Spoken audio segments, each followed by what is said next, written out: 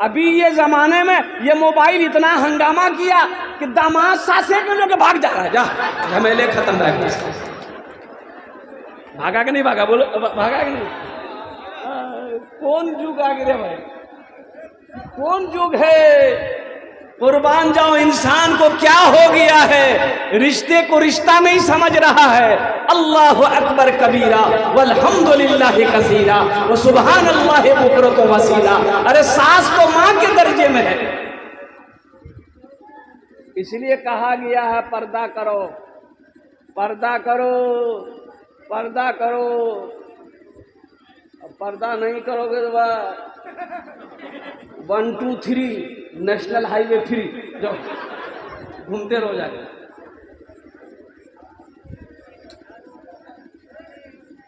तो मैं ये कह रहा था मेरे बच्चों, नौजवान, हमारे जमाने में ये मोबाइल 3G 4G 5G नहीं था। हम लोग जब पढ़ते थे लखनऊ में, बनारस में, आगरा में, तो घर से खत जाता था, चिट्ठी जाती थी, महीनों बाद मिलता था, पढ़ते थे, फिर उसका जवाब लिखते थे। हम लोगों के ज़माने में ये 3G 4G 5G तो नहीं था, लेकिन था अब्बा जी, मुंशी जी, उस्ताद जी, ये थप्पड़ में नेटवर्क आ जाता है। मीडिया वालों से भी कहना मैं चाहूँगा कि थोड़ा सा इत्मीनान से बैठ जाइए, सुकून से बैठ जाइए। ये पूरी दुनिया तक आपकी वीडियो को पहुंचा रहा है, ये बहुत बड़ी बात है। ये नौजवान लोग, बच्चे लोग कहाँ कहाँ से आए हैं, कितनी कितनी दूर से आए हैं। इस वक्त पूरी दुनिया भागलपुर के जलसे को देख रही है, पूरी दुनिया देख रही है। किसके वजह से? हमारे इन मीडिया वाले बच्चों की वजह से, इन नौजवानों की वजह से, इन मीडिया वालों की वजह से पूरी दुनिया देख रही है कि भागलपुर की सरजमीन में कौन सी जगह ये बीरबन्ना की सरजमीन पर, बस्ती के अंदर में मदरसे का जलसा हो रहा है। 13 बच्चों की दस्तारबंदी है, लोग बैठे हुए हैं। इंग्लैंड हो, ऑस्ट्रेलिया हो, वो साउथ अफ्रीका हो, चाहे वो अमेरिका हो, चाहे वो चीन हो, चाहे वो नेपाल हो, बांग्लादेश हो, सारी दुनिया देख रही है। ट्रेन में सोया हुआ एक आदमी जनरल बोगी में, अच्छा देखिए, जनरल बोगी में सोने के अलावा नहीं है, जनरल बोगी में सोने के अलावा है? बोलिए भाई। सोइएगा, स्लीपर में सोइए, एसी में सोइए, सेकंड एसी में सोइए, थर्ड एसी में सोइए, फर्स्ट एसी में सोइए, जहां सीट बुक कराएं वहां सोइए। जनरल में बैठ सकते हैं, सो नहीं सकते। एक आदमी की सीट खाली थी, सो गया। एक स्टेशन पे गाड़ी रुकी तो कुछ लोग बोला भाई उठ के बैठो, बैठने दो, जनरल बोगी है। तो उसको बोला वो आदमी, पहचानते हो हमको, हम कौन है? मेरे बाबू तक तो खतरनाक आदमी है। बोले सो जा, सो जा। दूसरे बम चला गया। एक जगह गाड़ी और रुकी, कुछ लोग चढ़े, उसको भी बोला भाई उठ के बैठो, जनरल बोगी बैठने दो। उसको भी बोला तुम पहचानते हो हमको, हम कौन? बोला लगता कोई नेता है, छोड़ दो, सो जाओ भाई। तीसरे स्टेशन पे गाड़ी रुकी तो कुछ लोग फिर चढ़े, तो कुछ लोगों ने कहा कि भाई उठ के बैठो, बैठने दो, ये जनरल बोगी है, ये सोने की जगह नहीं है, ये तुम्हारी अपनी सीट नहीं है। तो वो आदमी उसको भी वही डायलॉग मारा, पहचानते हो हमको, हम कौन है? तो आदमी पूछे लिया तुम कौन हो? बोला हम बीमार हैं। बोला सो जाओ। मेरे बच्चों, नौजवानों, जलसे में आए हो, बीमार मत बनो, तंदुरुस्त बनो, सेहतमंद बनो, अल्हम्दुलिल्लाह दीन का सिपाही बनो, वक्त का नमाजी बनो, मैदान जंग का गाजी बनो। मैं दुआ करता हूँ और अल्हम्दुलिल्लाह खाने काबा का हाजी बनो। आमीन बोले तो अल्हम्दुलिल्लाह। मदरसे का जलसा है, 13 बच्चों की दस्तारबंदी है, अल्हम्दुलिल्लाह सुम्मा अल्हम्दुलिल्लाह। मैं तो कहूँगा मौलाना वली रहमतुल्लाह अलैह खान का मुंगेर इस दुनिया से चले गए। अल्लाह की बारगाह में हम सब दुआ करें कि अल्लाह हजरत के दर्जात को बुलंद अता फरमा। आमीन बोले दा। और बहुत बड़े मुहद्दिस कहे हुए गए, बहुत बड़े अल्लाह वाले आलिम दीन हजरत अल्लाह मौलाना मुफ्ती इलियास साहब शेखुल हदीस मदरसा इस्लाहुल मुस्लिमीन भागलपुर तशरीफ फरमा है। बहुत बड़े अल्लाह वाले, बहुत बड़े जय्यद आलिम दीन है।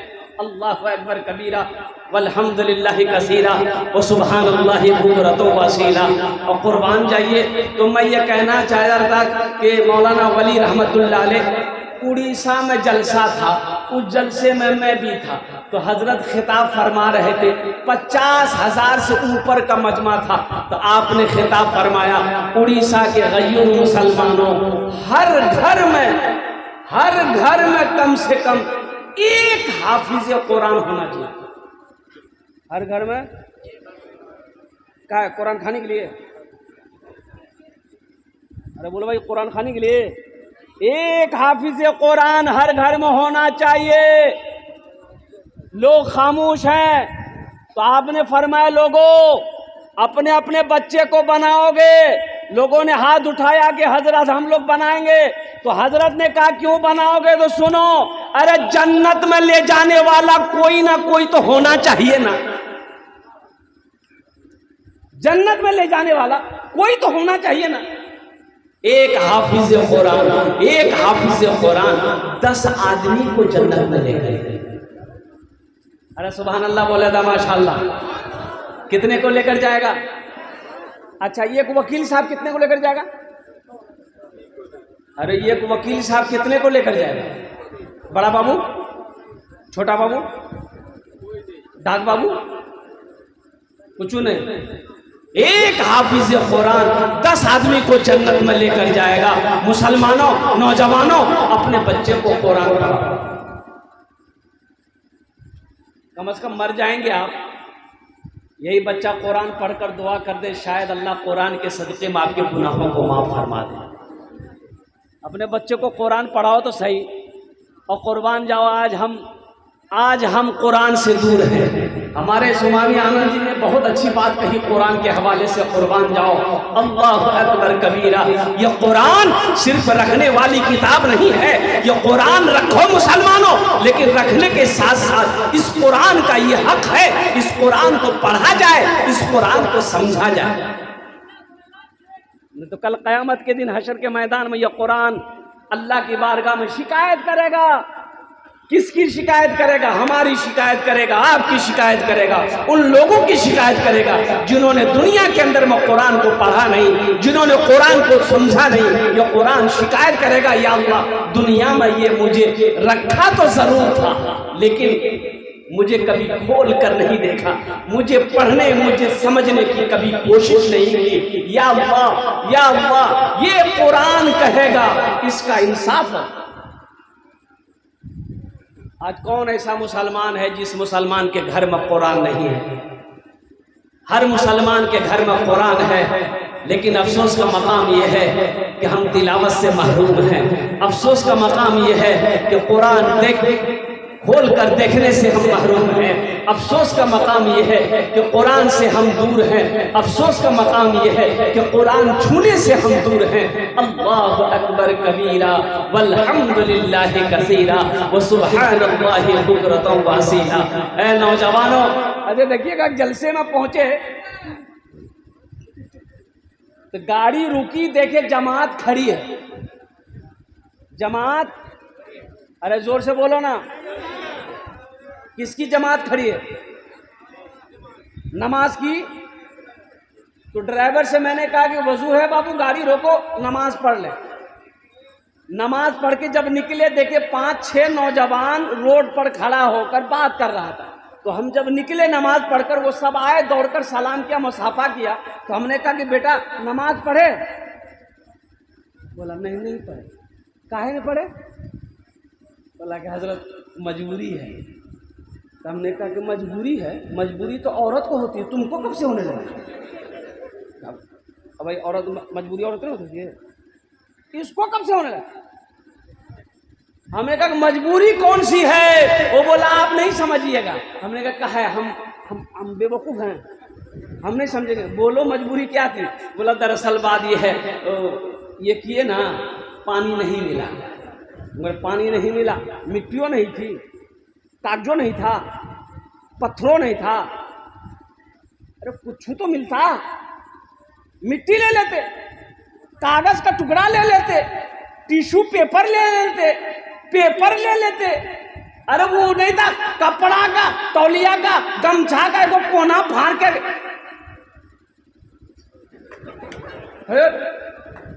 यहो नहीं था। हे रे बाप, इसको समझ कब आएगी? समझ से बाहर बात है। अल्लाह अकबर कबीरा वल्हम्दुलिल्लाहि कसीरा व सुब्हानल्लाहि बुक्रतुम व असीला। मुसलमान हो बोले हम नापाक हैं, कसम खुदा की ये अफसोस का मकाम है। मुसलमान हो और ये कहे कि मैं नमाज इसलिए नहीं पढ़ता हूँ कि मैं नापाक हूँ। अरे हिंदुस्तान में किस पानी का कमी है? गंगा का पानी हिंदुस्तान में है, जमुना का पानी हिंदुस्तान में है, नहर का पानी मेरे हिंदुस्तान में है, महानंदा नदी का पानी मेरे हिंदुस्तान में है, कनकई का पानी मेरे हिंदुस्तान में है, नल का पानी हिंदुस्तान में है, ट्यूबवेल का पानी हिंदुस्तान में है। और कुर्बान जाओ, फिर भी इसको पानी नहीं मिल रहा। इंशाअल्लाह पाक रहोगे मेरे बच्चों? कितने लोग रहोगे इंशाअल्लाह? अल्हम्दुलिल्लाह। अपने जिस्म को हमेशा पाक रखना मेरे बच्चों। ओह क्या ठिकाना, क्या भरोसा, कब मौत आ जाए कहना मुश्किल है। कल की बात बता रहा हूँ, कल का रिपोर्ट है। दोपहर में दो नौजवान मुसलमान बच्चा, नौजवान जिसकी उम्र 22 से 23-24 साल, सहरसा का रहने वाला, दो मुस्लिम नौजवान का एक्सीडेंट हुआ मोटरसाइकिल से। बारात में जा रहा था और पीछे से कोई ट्रैक्टर तेज रफ्तार से वो चला के आ रहा था, ड्राइवर ऐसी ठोकर मारी, दोनों नौजवान वहीं स्पॉट डेड हो गया। और कुर्बान जाओ, शाम का वाकया है कि दो हिंदू भाई के लड़के, दो हिंदू भाई के नौजवान लड़के, शाम को एक्सीडेंट हुआ, वो भी सहरसाई का वाकया। जिंदगी कोई भरोसा है? 242 लोग प्लेन क्रैश में चले गए। उसमें आपको पता होना चाहिए, लखपति भी था, करोड़पति भी था, अरबपति भी था, खरबपति भी था।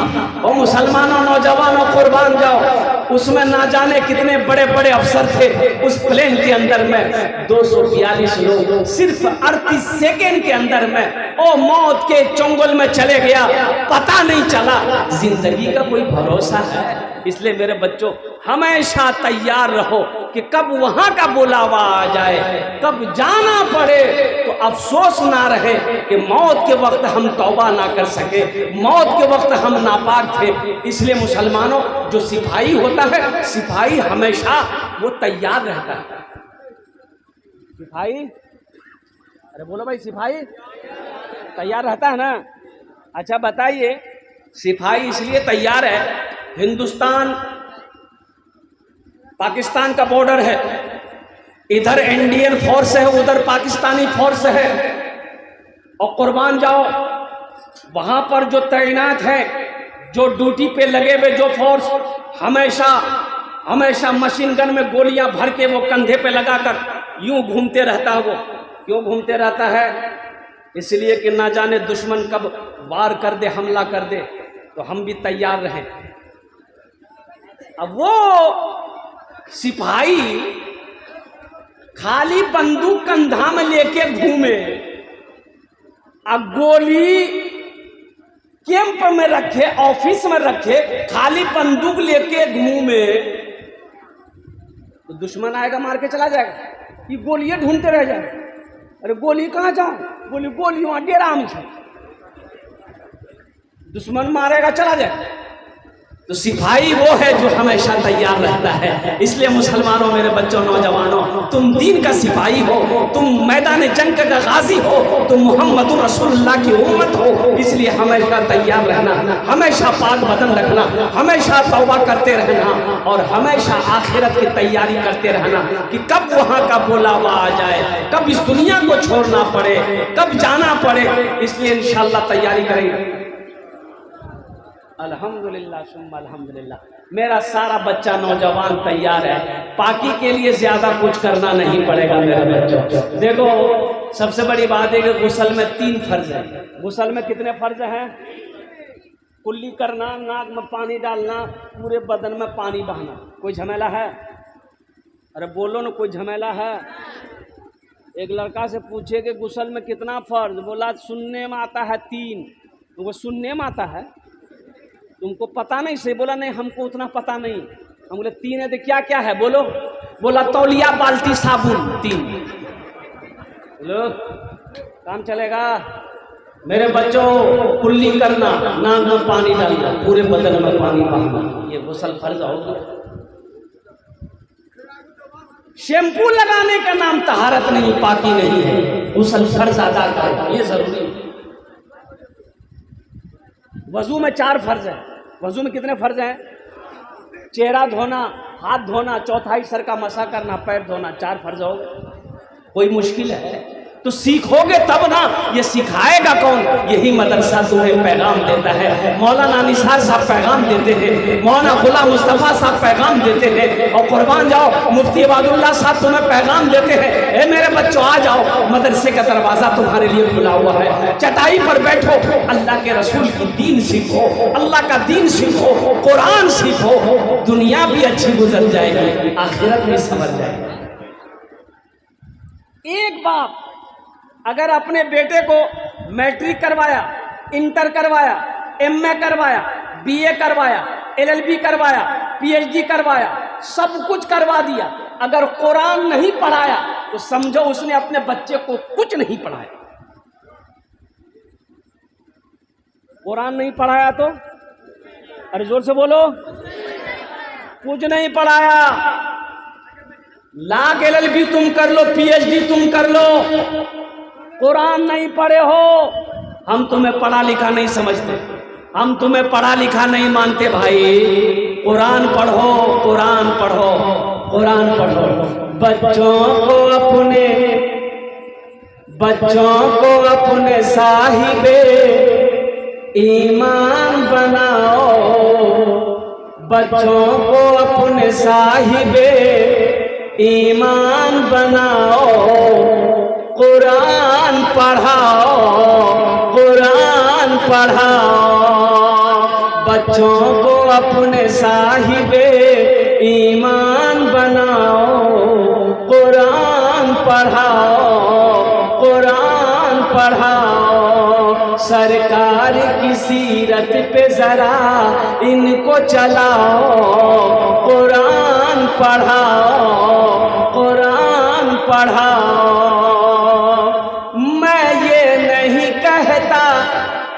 इन्हें इंग्लिश न पढ़ाना, डीएम भी कमिश्नर भी इन्हें कप्तान बनाना।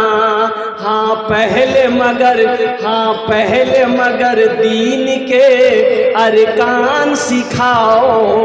कुरान पढ़ाओ, कुरान पढ़ाओ। बच्चों को अपने साहिबे ईमान बनाओ। कुरान पढ़ाओ, कुरान पढ़ाओ। तुम शुक्र करो रब के मदरसे हैं जो चलते, पढ़ लिख के यहाँ दीन के दाई है निकलते। घर घर में यही जाके तुम ऐलान कराओ। क्या? कुरान पढ़ाओ, कुरान पढ़ाओ। बच्चों को अपने साहिबे ईमान बनाओ। कुरान पढ़ाओ, कुरान पढ़ाओ। इंशाअल्लाह अपने बच्चों को कुरान पढ़ाएंगे। हाथ उठाओ इंशाअल्लाह। बेटा हो चाहे बेटी हो, पोता हो पोती हो, नाती हो नतनी हो, कोई भी हो, बच्चे को सबसे पहले अल्लाह का कुरान पढ़ाओ। फिर उसे डॉक्टर बनाओ, इंजीनियर बनाओ, प्रोफेसर बनाओ और साइंसदान बनाओ। जो बनाना है बनाओ, लेकिन मुसलमानों सबसे पहले बच्चे को अल्लाह का कुरान पढ़ाओ। एक हाफिज कुरान 10 आदमी को जन्नत में लेकर जाएगा। कितने को लेकर जाएगा? 10 आदमी को। ये हम नहीं करते। अल्लाह के नबी जनाब मुहम्मदुर रसूलुल्लाह सारे लोग बोलो सल्लल्लाहु अलैहि वसल्लम ने इरशाद फरमाया, एक हाफिज कुरान 10 आदमी को जन्नत में लेकर जाएगा। किसको लेकर जाएगा? जिसको चाहेगा उसको लेकर जाएगा। किसको लेकर जाएगा? वो जिसको चाहेगा, वो जिसको चाह ले भाई, भाई बहन या बहन और फुफ्फा फुफ्फी मामू मामी का बात नहीं है, वो जिसको चाहे। उलमा फरमाते हैं वो जिसको चाहेगा, वो हाफिज कुरान जिसको पहचानेगा, जिसको चाहेगा, अल्लाह की बारगाह में सिफारिश करेगा, इशारा करेगा, अल्लाह का हुक्म होगा, वो जन्नत में दाखिल हो जाएगा। एक अमल है। क्या आप नहीं चाहते जन्नत में जाएं? अरे आप चाहते हैं?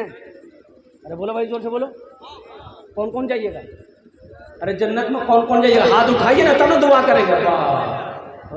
जन्नत सस्तो जी।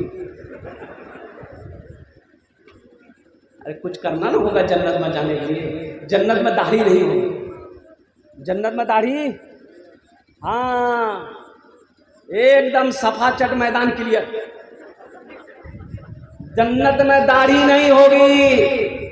और मेरे बच्चों सुनो, जन्नत में नींद भी नहीं आएगी। जन्नत में नींद नहीं है। और कुर्बान जाओ, वहाँ तो ऐशो इशरत करनी, मज़ा ही मज़ा है। जन्नत में ऐश ही ऐश है। मेरा अल्लाह कहेगा, मेरा बंदा जो जी चाहो खाओ, जहाँ जी चाहो रहो। ऐश करना, सोना नहीं। सोना तो कब्र में। सोना कहाँ है? कब्र में। तो कब्र में कौन सोएगा? जो यहाँ जगेगा। ये मेरा नौजवान रात 2 बजे तक मोबाइल चलाता है, दिन 10 बजे उठता है। बताओ, कब्र में सोएगा ही?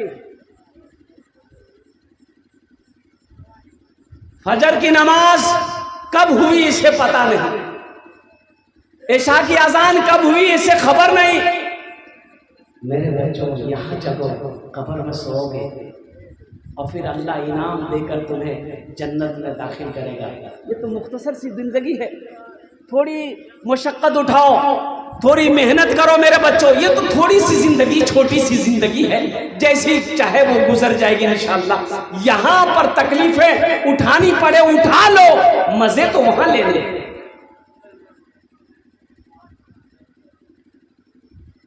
मजे तो वहां लेने।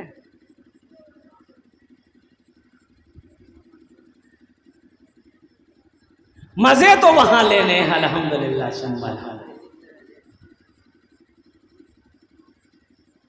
एक हाफिज कुरान कितने को, ज़हन में याद रखिएगा, कितने आदमी को जन्नत में लेकर जाएगा? हाथ उठा के बताइए हमको। बस इसी पर गुफ्तगू करेंगे हम इंशाअल्लाह।